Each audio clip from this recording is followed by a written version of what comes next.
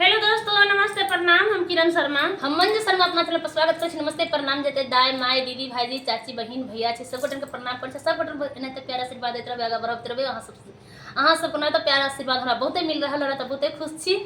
और हम दोनों देवरानी जेठानी जा रहा छी फिर से एकदम प्यारा सा झूमर गीत गावा। अहाँ सब जरूर सुना और कमेंट करके बहुत प्यारा सा गीत है। कोयली के बोली सुन के धर के ये मोरो जियरा, बहुत प्यारा सा गीत है। अहाँ सब जरूर सुनबे।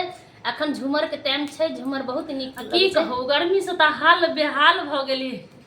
इनका गर्मी से सेहो हाल बेहाल भ गेल है। अब बहुत प्यारा सा पंखा डोलाई दिया ना सजन जी, पंखा डोलाई दिया ना कि हमरा गर्मी बहुत लागे सजन जी, पंखा डोलाई एसी लगाई दिया न कि हमरा